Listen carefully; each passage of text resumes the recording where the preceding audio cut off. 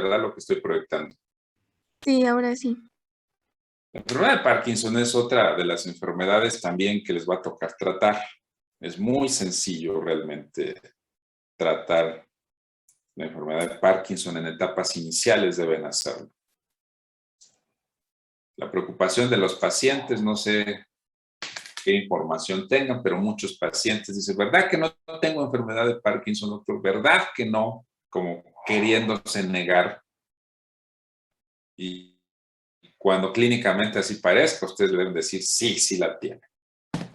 A veces no es fácil hacer el diagnóstico, a veces se necesita referir a un especialista, pero en la mayoría de los casos ustedes pueden hacer el diagnóstico y pueden iniciar el tratamiento.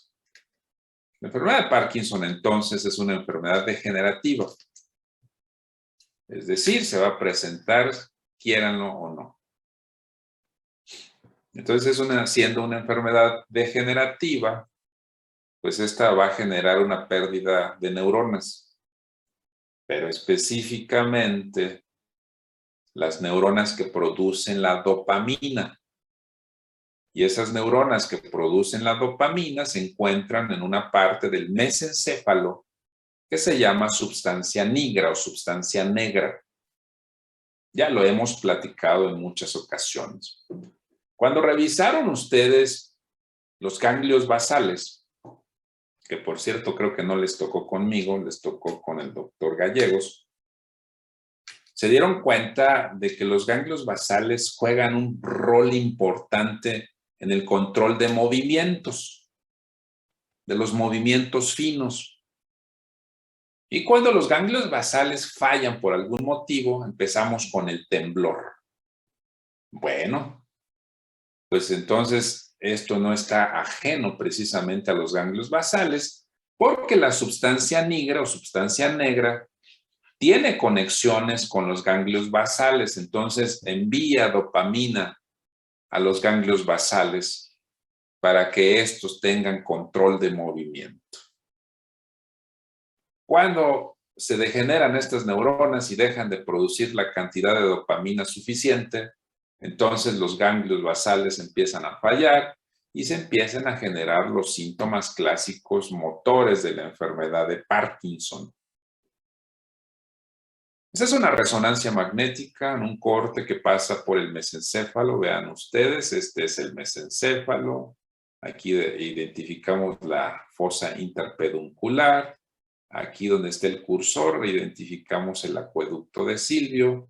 Y aquí les marqué de color rojo en un lado nada más, pero también debería marcarse del otro lado la localización de la sustancia negra. Entonces existe una vía neuronal llamada vía nigroestriada que precisamente comunica el mesencéfalo con el cuerpo estriado y a través de ella se envía las cantidades necesarias de dopaminas. Es una enfermedad degenerativa, una de las más comunes, únicamente la supera la enfermedad de Alzheimer en frecuencia, incidencia mayor después de los 60 años y una prevalencia estimada del 0.3 al 2% en personas mayores de 60 años, aunque vemos a veces pacientes que empiezan jóvenes y esos son los peores casos. Cuando un paciente empieza la enfermedad a los 30 o 40 años son los peores casos porque van a llegar a una etapa prácticamente de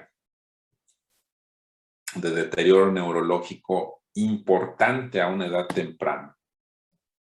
Mayor prevalencia en hombres que en mujeres, quizás por la neuroprotección que generan los estrógenos. Edad media de inicio, 55 años.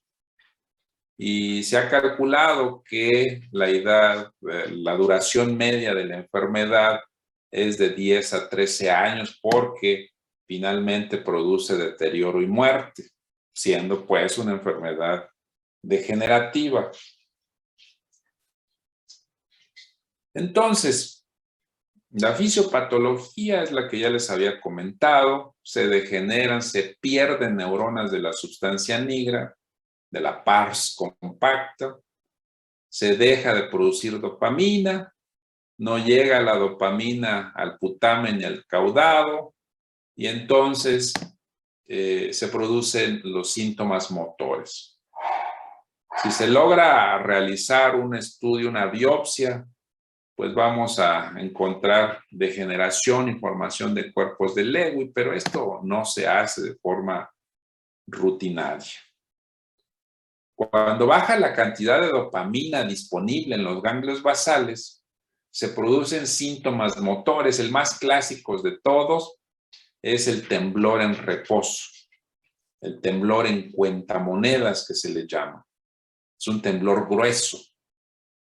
Rigidez, bradicinesia o lentitud de movimientos, y también se produce inestabilidad postural. Esos son los síntomas motores. Esta es la postura clásica de un paciente con enfermedad de Parkinson.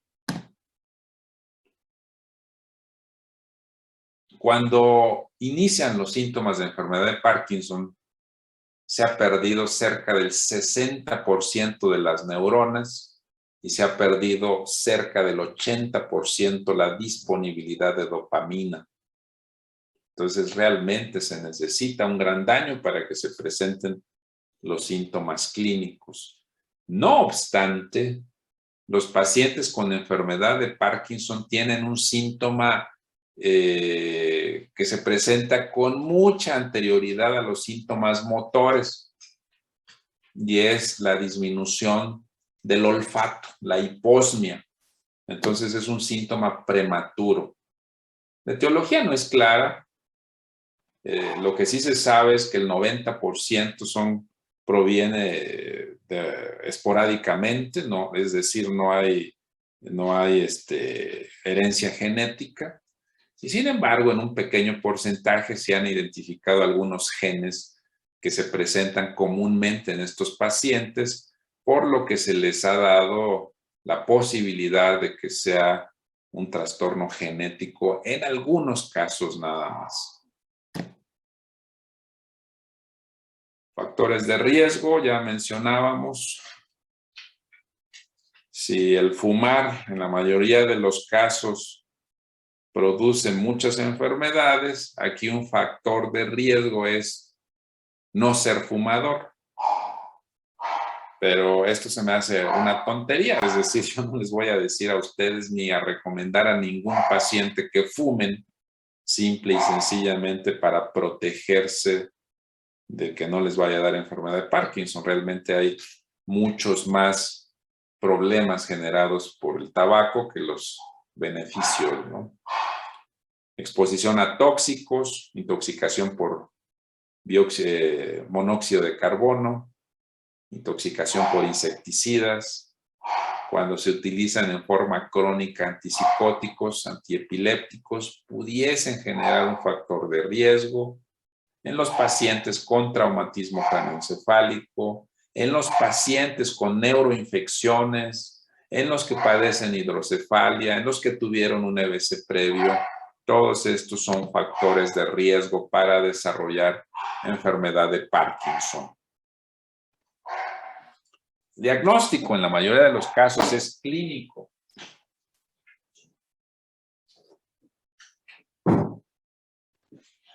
La imagen realmente poco probable que nos ayude, a excepción de las resonancias magnéticas volumétricas.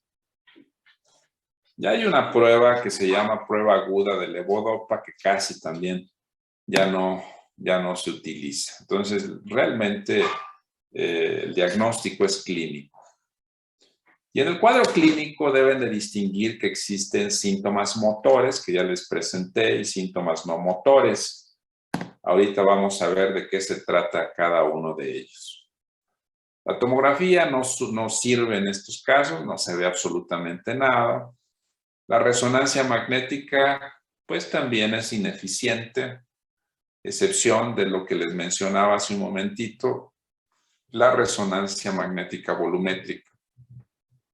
Entonces, sin embargo, la resonancia magnética volumétrica no está disponible en la mayoría de los hospitales. Entonces, deben de saber que existe, pero no se utiliza en forma rutinaria. Existe un estudio que se llama SPECT cerebral, que a través de radiomarcadores presinápticos se puede identificar una disminución precisamente de la vía nigroestriada, pero también es un estudio que no se utiliza en forma rutinaria. Esta es una imagen de la resonancia magnética volumétrica, sobre todo para medir aquí las cantidades de neuronas a nivel de la sustancia negra, y este es un SPECT cerebral. La prueba aguda de levodopa se administra el medicamento y en teoría los síntomas mejoran inmediatamente. Sin embargo, una prueba positiva no es concluyente de enfermedad de Parkinson, y una prueba negativa de cualquier forma debemos descartar otras formas de parkinsonismo. De una vez aprovecho para decirles que es diferente llamar enfermedad de Parkinson que síndrome de Parkinson. Son cosas diferentes. La enfermedad de Parkinson es esto que estamos viendo ahorita. Es una enfermedad degenerativa.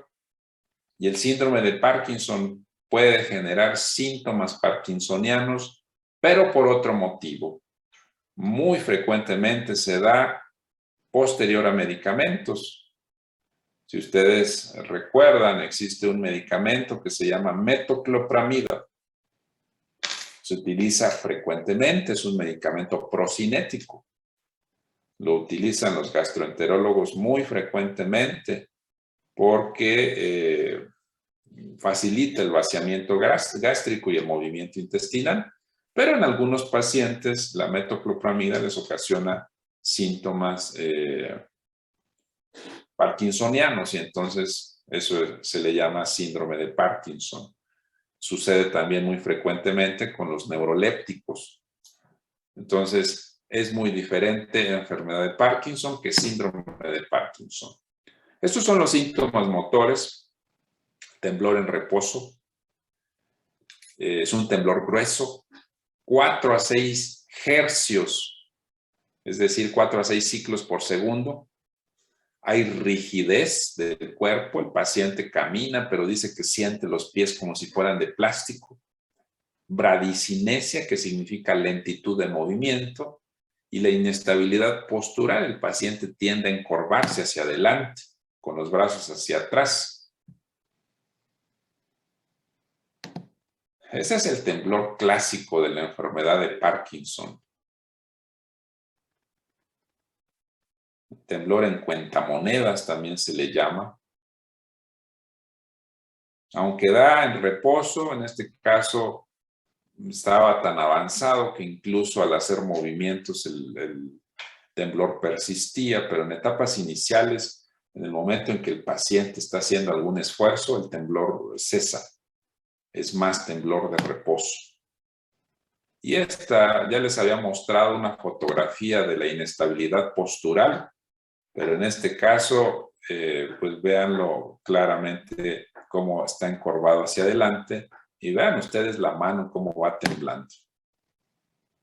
Entonces, la escritura es también característica de la enfermedad de Parkinson, el signo de la rueda dentada, la hipomimia, el paciente tiene facies inexpresivas, pero también existen síntomas no motores, sobre todo de afecciones psiquiátricas tipo ansiedad, tipo depresión, afecciones autonómicas con alteración del vaciamiento gástrico, alteraciones del sueño, generalmente tienen insomnio, alteraciones sensitivas en algunos casos.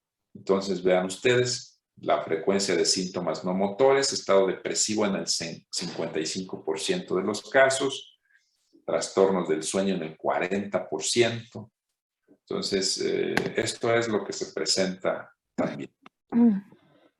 Otros síntomas no motores, ya les mencionaba la hiposmia, que se da en etapas tempranas de la enfermedad, para que lo tomen en consideración. Para identificar los síntomas no motores se utiliza la NMS Quest. Entonces, les mencionaba, cuando el paciente no tiene síntomas muy claros, sí hay que enviarlo con un especialista para hacer el diagnóstico, pero en la mayoría de los casos ustedes van a poder hacer el diagnóstico porque ya es una enfermedad de Parkinson avanzada. Los criterios diagnósticos se basan en el Banco de Cerebro del Reino Unido y esos criterios diagnósticos determinan primero la presencia de un síndrome parkinsónico mediante bradicinesia y algunos de los otros de los síntomas. Aunque el temblor es el síntoma cardinal que más se identifica, pues la bradicinesia es lo que se presenta con mucha mayor frecuencia. El paso número 2 de estos criterios diagnósticos involucra la exclusión de otras causas de parkinsonismo y el paso número 3 debe de tener al menos 3 de los siguientes, es decir, la mayor parte de las ocasiones es de inicio unilateral, la mayor parte de las ocasiones el temblor es cuando el paciente está en reposo, generalmente los síntomas progresen, hay asimetría, afecta más a un lado habitualmente y responden favorablemente cuando se administra la levodopa. En ocasiones se produce corea severa inducida por levodopa. Buena respuesta a la levodopa por 5 años. De aquí que lo que les decía a ustedes es que cuando el paciente empieza tempranamente, pues este periodo de gracia de 5 años se acaba muy rápidamente. Imagínense que empiece a los 40 años, pues a los 45 ya el tratamiento va a ser insuficiente. Y estos son los estadios de la enfermedad en cuanto a gravedad, se llaman estadios de Hoehn-Yahr, y entonces esto básicamente mide ya la enfermedad en cuanto a la gravedad. El tratamiento que se les da básicamente es tratamiento farmacológico, tratamiento no farmacológico y el tratamiento de los síntomas no motores, específicamente el estado de depresión y los trastornos del sueño. El tratamiento farmacológico se utilizan varios medicamentos. El primero de ellos, el más eficiente de todos, es la levodopa, que generalmente viene combinado con otra sustancia química que se le llama carbidopa. Entonces, comercialmente lo van a encontrar ustedes como levodopa carbidopa. El nombre comercial, uno de ellos es el cloisone, el otro de ellos, Sinemet, pero en todos los casos contiene levodopa carbidopa, 25 miligramos de uno y 250 miligramos de otro. Y esa levodopa carbidopa es una sola presentación, vienen tabletas. Y se inicia con una dosis pequeña porque en algunos pacientes les produce náusea importante. Entonces se inicia con media tableta 2 veces al día y se va incrementando de acuerdo a la respuesta del paciente. Entonces, en la mayoría de los casos con este tratamiento con levodopa carbidopa, los síntomas ceden casi en forma inmediata cuando se inicia el tratamiento. Otros medicamentos que se utilizan es la amantadina. La amantadina, recuerdan ustedes que inicialmente fue utilizado como antiviral, pero hoy por hoy funciona también para el tratamiento de los síntomas motores de la enfermedad de Parkinson. Existen otros medicamentos llamados agonistas dopaminérgicos, dentro de los que encontramos la bromocriptina, la cabergolina, el pramipexol, ropirinol y la rigotina. Inhibidores de la MAO como la selegilina y rasagilina, y anticolinérgicos como el biperideno. Entonces, estos son todo el armamento farmacológico que se utiliza en la enfermedad de Parkinson. Repito, el más efectivo de todos es la levodopa-carbidopa. Y sin embargo, las guías recomiendan utilizar primeramente los otros medicamentos, sobre todo cuando el paciente es joven. ¿Por qué motivo?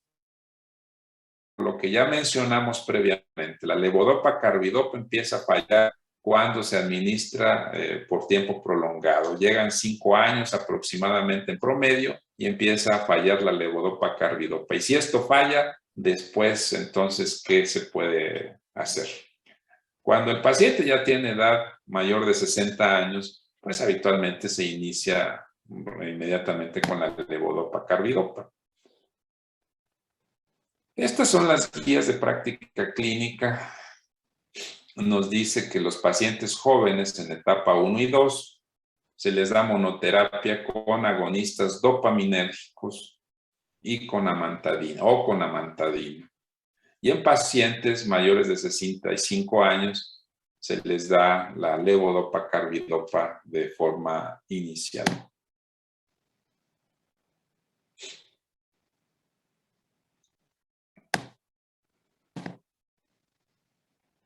La levodopa, entonces, y en conclusión, es el tratamiento sintomático más efectivo. Sin embargo, después de varios años de utilizarse, se presentan unos fenómenos clínicos llamados fenómenos de encendido y apagado. Los norteamericanos le llaman de on-off. ¿Y eso qué significa? Que el paciente parece que está funcionando bien y de repente se detiene y no puede realizar movimientos por algunos segundos porque deja de funcionar el medicamento. Fenómenos on-off, así los van a encontrar en los libros. Y esos empiezan a presentar después de que el paciente ya ha consumido el medicamento por más de 5 años. Y existe entonces un tercer medicamento que se llama entacapone, que se le combina la levodopa-carbidopa y entonces hace que el efecto dure un poquitito más. Entonces, con este entacapone puede aumentarse el tiempo de utilización de la levodopa-carbidopa. Otra posibilidad es de que cuando ya no funcione este medicamento, suspendamos el medicamento y más o menos por un mes. En ese mes el paciente pues va a estar descontrolado y sin embargo cuando lo volvemos a iniciar es muy probable que vuelva a funcionar por un periodo de tiempo. Tratamiento de la depresión, bueno, pues antidepresivos, sobre todo los inhibidores de la recaptura de serotonina. Cuando se utiliza la selegilina, que se utiliza para el control de los movimientos parkinsonianos, también funciona para controlar el estado depresivo. Pero no debe combinarse con los antidepresivos inhibidores de la recaptura de serotonina. También el pramipexol mejora los síntomas depresivos. En los pacientes que presentan síntomas gastrointestinales, se les administra un medicamento también procinético llamado domperidón. En algunos casos de estreñimiento, el polietilenglicol, y en los casos de cialorrea, el glicopirrolato. De todos estos, lo que yo he visto que más frecuentemente se da es el retraso en el vaciamiento gástrico. El trastorno del sueño, se utiliza el clonazepam o el pramipexol, sobre todo en el síndrome de piernas inquietas. Y cuando el paciente ya está en una etapa avanzada, donde ya los medicamentos no funcionan, entonces está indicado realizar tratamiento quirúrgico. Y este tratamiento quirúrgico puede ser de 2 tipos. Uno que se le llama lesional, es decir, entramos con un sistema que se llama estereotaxia y quemamos una zona de los ganglios basales que se llama el globus pálido interno. Entonces a esto se le llama palidotomía unilateral. Pero mucho aún mejor si se encuentra con un estimulador cerebral profundo. También se coloca la punta en el globo pálido interno, pero el estimulador va generando precisamente algunas zonas ahí del globo pálido interno para que funcione mejor. Esto es el neuroestimulador o estimulador cerebral profundo. Se coloca, se localiza el globo pálido interno y ahí se pone. Y entonces, o incluso se puede localizar también a nivel de los ganglios subtalámicos. Y entonces va generando estímulos que se transmiten a través de un cable y eso hace que disminuyan los síntomas motores de la enfermedad de Parkinson. El problema de estos estimuladores cerebrales profundos es que son caros, deben de costar alrededor de unos 500,000 pesos nada más el puro aparato. Entonces, ¿qué es lo que se hace en estos casos? Hay un sistema que se llama estereotaxia, se pone un marco, ya les había platicado yo en algún tiempo, que va fijo hacia el cráneo.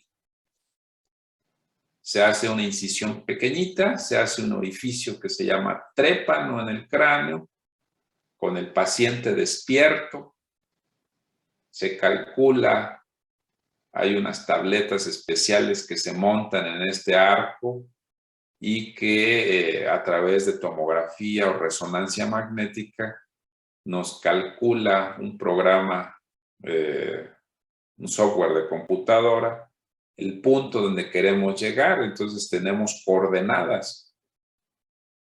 Y entonces lo que sucede es de que una vez de que el paciente está ya en quirófano, se le pone anestesia local, está despierto, se ponen las coordenadas en el sistema de estereotaxia y se introduce en este caso el estimulador cerebral profundo, el cual se fija ahí al cráneo y se conecta y se hace una prueba con un aparato externo. Vean ustedes el temblor. Y en el momento en que se enciende ese aparato externo, deja de temblar o el temblor se hace muy reducido. En ese momento sabemos que está bien colocado el estimulador y entonces se conecta ya al generador activa. Y en ese momento, bueno, pues realmente los temblores disminuyen drásticamente. El problema de los estimuladores cerebrales profundos es de que en algunos pacientes pueden producir que se incremente el estado de depresión, que presenten apatía o impulsividad y a veces empeoramiento de la fluidez verbal, sobre todo cuando se ponen estimuladores cerebrales profundos en forma bilateral. Otro tipo de tratamiento es terapia física, terapia del lenguaje o terapia ocupacional, pero vuelvo a repetir lo que les dije cuando vimos el tema de demencia. Todo esto ya una vez que empieza la enfermedad realmente es poco eficiente. Todo esto debe de empezar mucho antes, desde la juventud, desde que ustedes están en esta edad, deben hacer actividad física, deben seguir leyendo mucho, deben seguir realizando actividades sociales, conviviendo con los amigos. Eso, el hecho de que estén estudiando medicina no implica que deben estar aislados, deben seguir conviviendo, deben seguir haciendo actividades sociales. Entonces, todo esto funciona muy bien antes de que les dé la enfermedad. Ya cuando está la enfermedad realmente es poco eficiente. ¿Alguna duda?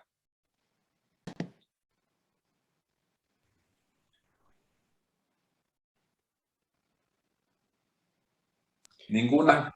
Sí, doctor. Sí. Entonces, después de que ya se diagnostica la enfermedad del Parkinson, dura, digamos que la esperanza de vida es de 13 años a partir de... En promedio. Ok, Recuerda que hay varios tipos de mentiras. Las mentiras negras, las mentiras rojas y las mentiras estadísticas. Entonces, estadísticamente nos dicen que una gran cantidad de pacientes pues fallecen en ese periodo de tiempo. Pero yo en la práctica clínica, sobre todo con la enfermedad de Parkinson, he visto que esto es sumamente variable. Pero sí, eso es lo que dicen los libros, pues.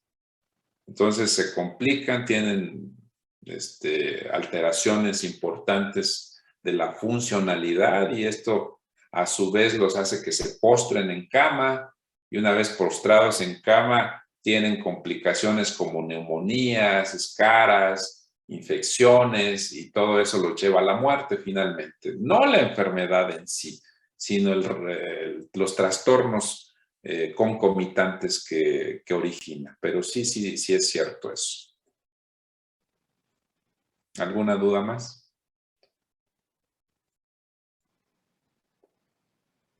En el parkinsonismo inducido por fármacos, si se deja de administrar el fármaco, ¿se quitan los síntomas entonces? Sí, se quitan los síntomas. Ahí esa es justo la diferencia con la enfermedad de Parkinson. La enfermedad de Parkinson es progresiva, es degenerativa y no hay forma prácticamente de detenerla. Los tratamientos que damos son realmente sintomáticos. Así es, Giselle. Gracias. ¿Alguna duda más?